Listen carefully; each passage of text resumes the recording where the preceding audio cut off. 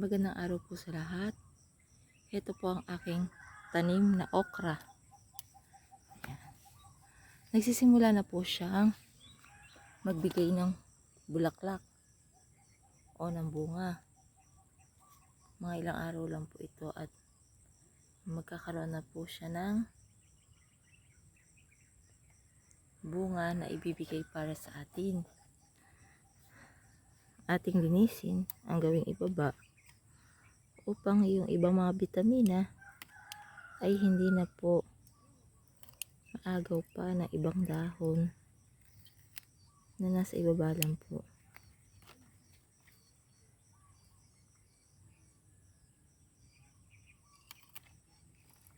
Yan po.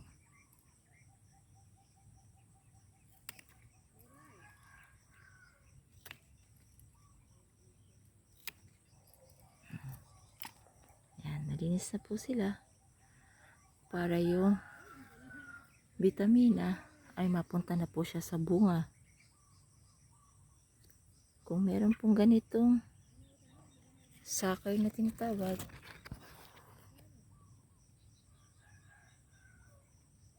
tanggalin na rin po natin. Mas malakas po siyang kumuha ng bitamina at inaagawan pa po niya. Yung pag mga bunga na dapat siyang nakakakuha ng mga bitamina na nanggagaling sa lupa. Kaya po ating tinatanggal ang mga sucker at saka ibang dahon na nasa ilalim.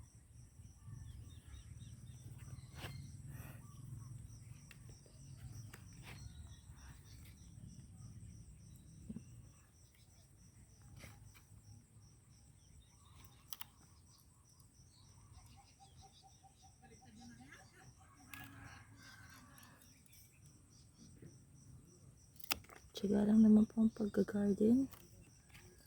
At least, pag may tiyaga, may nilaga. Yan po ang kasabihan ng mga matatanda. Pag di ka naghirap, wala kang aahinihin. Yan, dami po nila sucker. Tanggalin na rin po natin.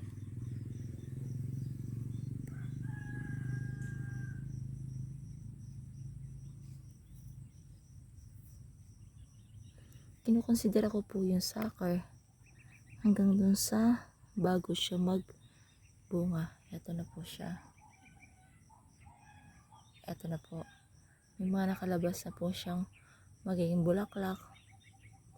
Kaya tanggalin po natin yung mga nasa ibaba na nakatubo sa bawat dahon. Linis na rin po natin para yung mga bitamina yun na lang po pupunta sa bunga.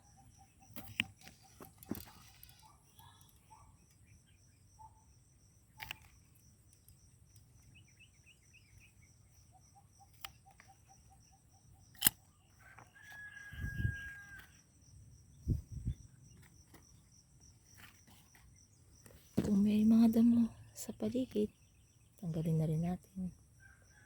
Mga agaw pa rin ng bitamina sa lupa. Sa halip na halaman ang tatanggap ng mga bitamina na natural, ay naagawan pa po ng mga hindi po kaanais-nais na mga tumutubong damo. Yan, pag malinis na po ang bawat lugar, maginhawa na po sa halaman na siya ay magdire-diretso ang kanyang paglaki. Yan, tignan natin. Yan. Yan po. Yan.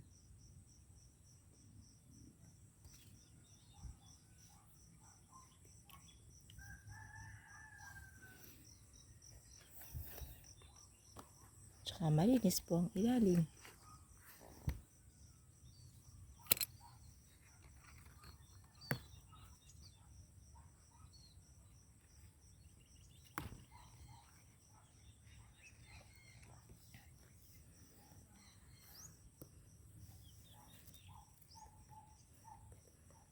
Dali lang naman po siyang tanggalin eh.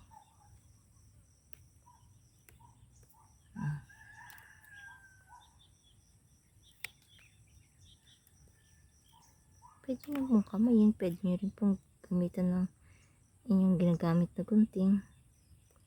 Ito hindi ko po muna tatanggalin. Para nun, magkaroon pa siya ng lakas pa po dito. Pag malalaki na po ito, bunga, pwede na po natin tanggalin yung mga nasa ilalim.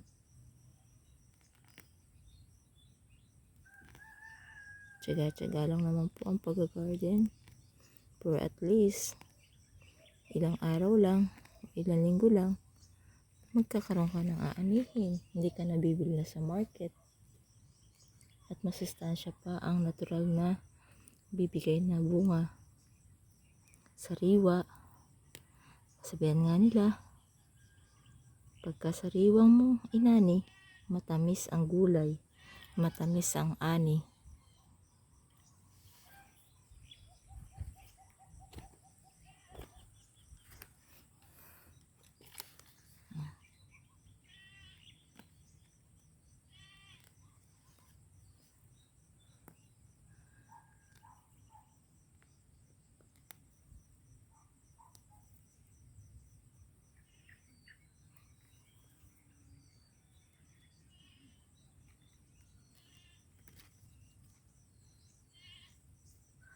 Ito po, meron na rin po siyang sumisibol na bunga. Kaya tayo maglilinis na ng kanyang mga ilalim.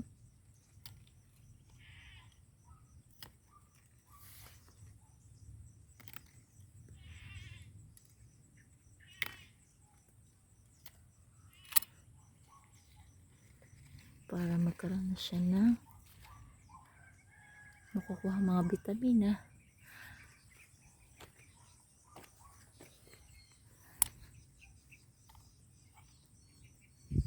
Yan po.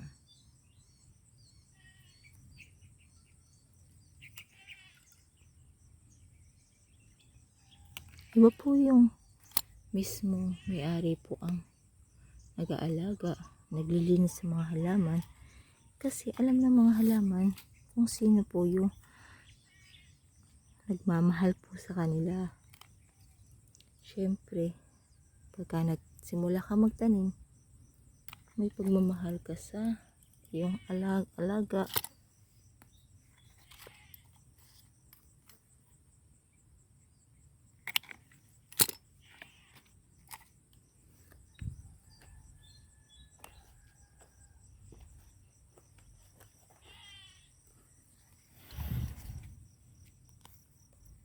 Kailan lang po ako nagsimula magtanim ng mga iba't ibang gulay.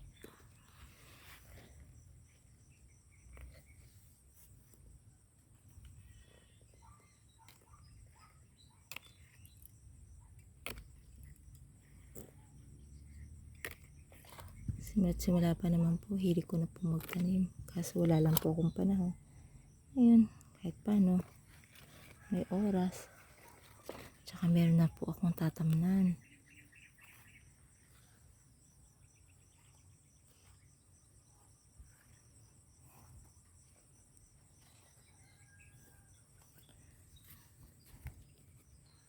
Yan po.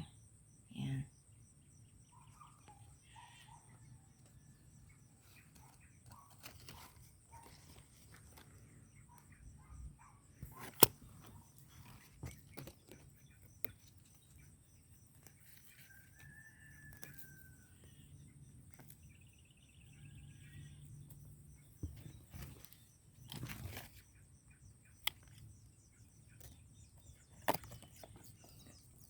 Wala pa po ako ditong ginagamit ng mga pataba kasi